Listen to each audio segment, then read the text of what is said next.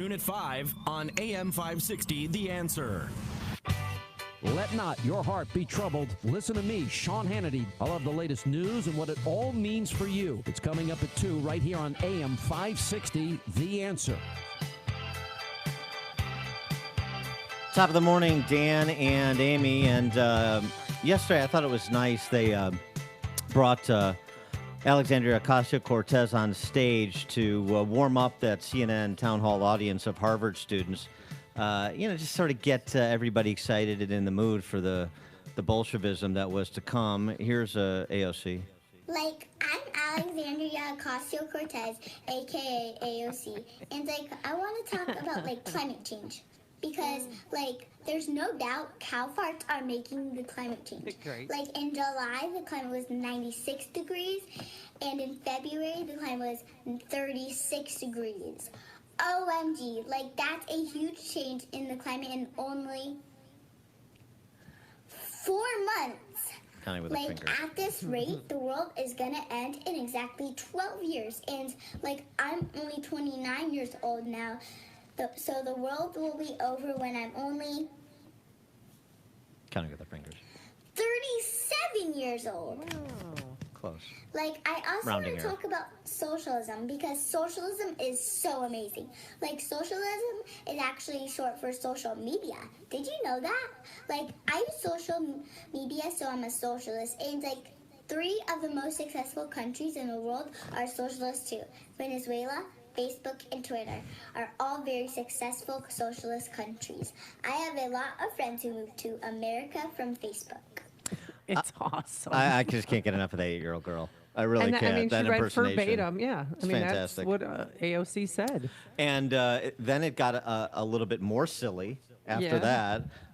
You actually had Democrat Socialist candidates for president to field questions for Harvard students for an hour. Elizabeth Warren made the big splash She's before. still whining. She made the big splash before the event, before the town hall, with her debt forgiveness plan, college debt forgiveness plan / free college plan. Yeah. Did she explain it, or do you want me to explain it? Because this is very exciting. Hey, it's her plan. Let her explain Dan. it. She sat down with CNN before the CNN town hall with the Harvard students. Anyone who's got outstanding student loan debt can have up to $50,000 worth of student loan debt canceled out so long as their income is under $100,000. Then it kind of steps in up to there's no help for anybody whose family income is above $250,000, and that's it. But there's more. There's a real access problem for low-income students, for students of color, and that is, it's not just paying the tuition.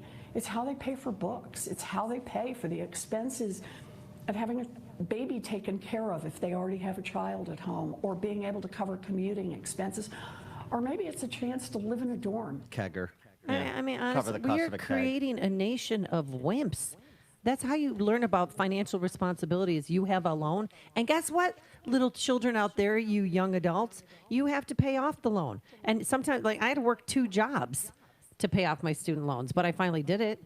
What kind of world are we going to live in? We're just going to, she's going to be the magic fairy and just erase your student debt and just give you $50,000. Give me a break. I'm so glad you asked, because Elizabeth Warren likes to kick back with a brewski and cool, watch yeah, right. Game of Thrones on Sunday nights just like the rest of us.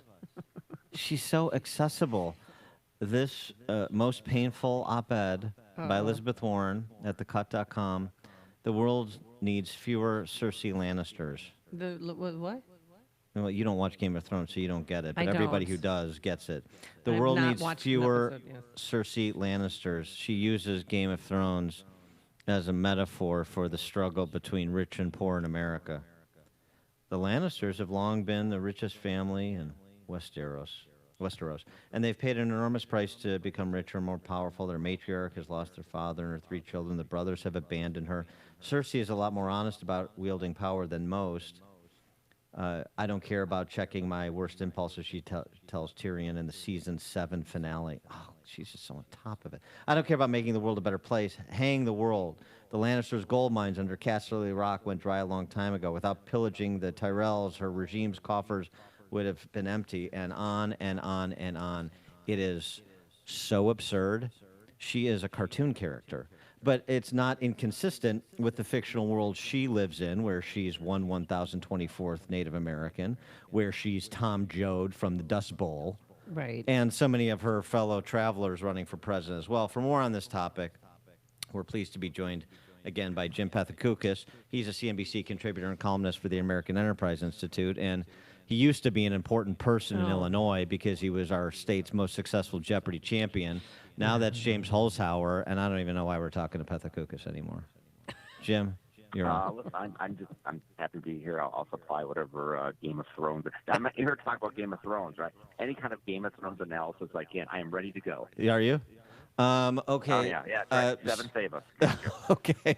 All right. So let's see. Who is Jon Snow in the Elizabeth Warren version of Game of Thrones? I can talk about Game of Thrones. I can talk about Elizabeth Warren. I do not believe I can talk about the intersectionality of the two. Yeah, it is. It's well said. I appreciate your restraint. What about Elizabeth Warren's actual plan to wipe off? She says it would cost $1.2 trillion. It's all paid for with her wealth tax. Wipe out up to $50,000 in student debt, and everybody gets free college, and as well as enough money to pay for party time too. Well, it's interesting that if you look at the kind of people who default on their debts, they're not with $60,000 of debt after going for 4 years and getting a degree in statistics. It's people who have $15,000 in debt and never graduate. So you have to really think about what are you trying to incentivize? What problem are you trying to solve? Listen, if you're a low income kid, you can get into a college. You're going to get a lot of grants. You may have to take out some loans. But listen, if you're graduating in 4 years and you have $15,000 in loans, that is not a big problem over your lifetime. I think there's a lot of people who have very big loans, who have decent jobs, who graduated in 4 years, who are maybe in their 20s. And eventually, they may not be making $200,000 now, but they may in 10 years. Who think, great, she's going to help me out. But those people don't need help. Well, that's not going to get much applause at a CNN town hall. That kind of answer. Please. Nobody in that audience at Harvard, I'd say very few of those people need help. I mean, it is a complete giveaway. Not to mention, you're not doing anything to incentivize colleges to figure out, are they providing a good value with the education? What are they spending on? What are they spending on administrative expenses? What are they doing to make sure kids graduate in 4 years rather than 5 or 6? So she has the incentives completely turned around, but it's much easier to say, I'm going to tax Mark Zuckerberg and you're going to get free college. Well, the other point too, just on this is, and this is something that should be part of the response from people who can pass an Econ 101 course. Well, why has so much debt accrued? Why is there more than $1 trillion in college debt? Because the government has subsidized tuition.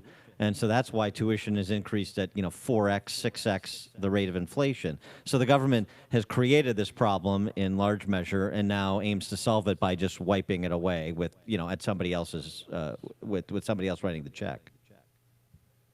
No, I mean that's right. I mean that's what I was kind of getting at. You did better than I did. As far as what are the incentives for college, knowing that if costs go up, gosh, well I guess we'll just raise the wealth tax another 0.5% every 5 years. Right, but I mean, how is it though that tuition costs have gone up so much? I mean, I think back to going to Iowa, it was $8,000. Now it's $30,000 a year. How does that happen? You subsidize something, you get more of it. I think Dan explained it pretty well. I mean, it's just what it is. I mean, Jim, I think you're about my age. I mean, Northwestern, when you were there, when I was there, it's increased about 125% in the last 25 years. The tuition there. That's actually a good example. Listen, when I went to Northwestern, I came. I mean, I wasn't dirt poor, but I came certainly in the lower half of the income distribution, and I had $10,000 student loans, which at the time seem like an unbelievably oppressive amount of money. Like I'll never, it's like I was taking some huge gamble to do it. But you know what? I graduated in 4 years.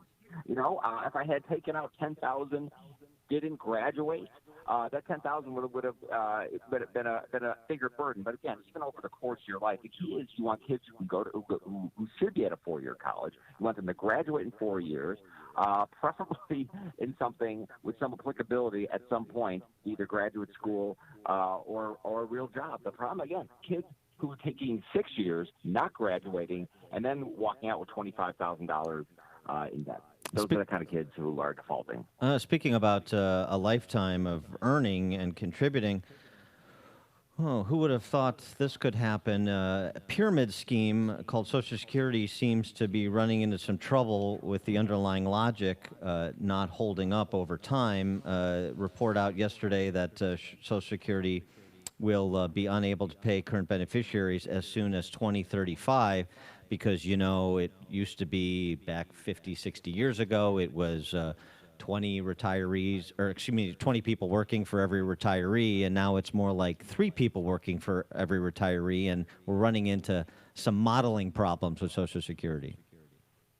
And also Elizabeth Warren, by the way, her and a lot of other Democrats, want a sort of a much more generous program, again, sort of by raising taxes.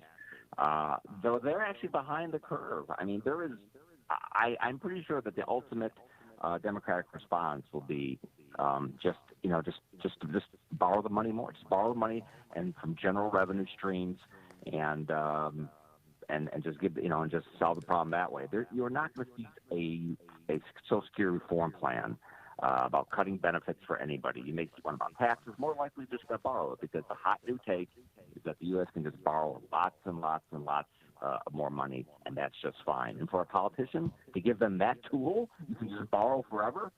They'll grab it.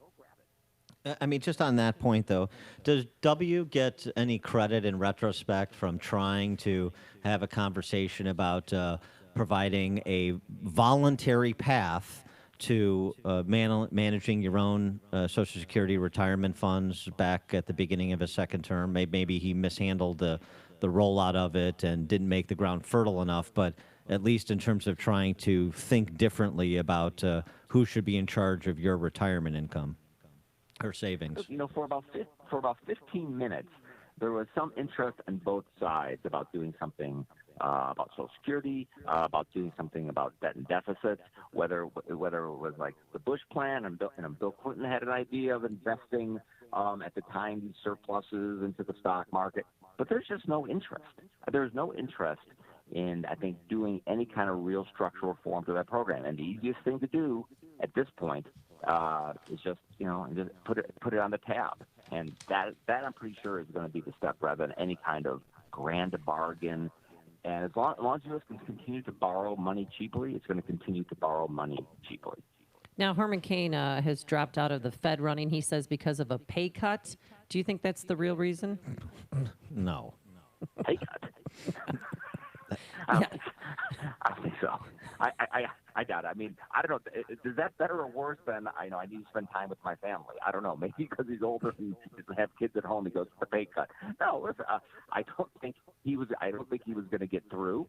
So now the focus, I'm sure, is going to turn to Steve Moore. Listen, it's not like the administration cannot easily access a very wide list of right-leaning economists and bankers for that job who would sail through. That's not what they chose to do, and that's what they've. So this is what they've gotten. It's amazing that they've been able to turn what should have been a very easy thing into kind of an embarrassing situation. Well, but isn't that part of the point? Trump is trying to make a point. I want business people there. I want free market leaning economists there. I don't need somebody who's necessarily a member of the professorate. I don't need necessarily somebody who's a banker. Get smart people who are very good at their jobs. You don't want a PhD economist? Well, you can fine. Get a highly successful businessman, maybe who's run a multinational corporation and has had to deal with currency fluctuations, is very well versed in the global economy. Not a guy who ran a pizza chain like 30 years ago and has been deeply immersed in gold buggery since then. Well, but Kane did serve on a regional Fed board, right? Yeah, in Kansas City. Basically, that job, the only thing you really do with that job is pick the next president of that bank. He wasn't there like with spreadsheets and PowerPoint presentations. No, I mean, going over the equations in the papers. It's not much of a qualification. Well, I understand, but that's a fair point. But I mean, the op-ed he had in the Wall Street Journal last week about the importance of a stable dollar, that was not kookery. That was, I thought. I'm no expert. I'm not a nominee for the Fed Board of Governors, but I read a lot. Dan. I've written a lot about that. I do not belong on the Federal Reserve, all right? I think people in the Federal Reserve are people who have deep experience in business, banking, economics. I think I'm very good at what I do. I think when you're on the Federal Reserve Board, it requires a certain kind of person with a certain kind of background. And it's not hard for the president to find someone with that background. You don't want a traditional PhD economist? That's fine. There are other deeply experienced people you can find. But he chose not to do that. He chose people who are I think political activists. Would be sort of his hands of the king on the small council. There you go, Game of Thrones on the Federal Reserve Board. That's what he wanted. And these are the kinds of people he finds. He could do much better. For the Supreme Court, he came up with that list of like 50 well-qualified people. Why doesn't he do the same thing with the Federal Reserve? All right, fair enough. And we began with Game of Thrones. We end with Game of Thrones. Jim Pethokoukis, CNBC contributor, columnist for the AEI, the American Enterprise Institute. Jim, thanks as always for joining us. Appreciate it. Thanks, gang. Bye. And he joined us on our turnkey.pro answer line. Listen to podcasts of Dan and Amy from the AM 560 mobile app. Download it today at 560theanswer.com/mobile.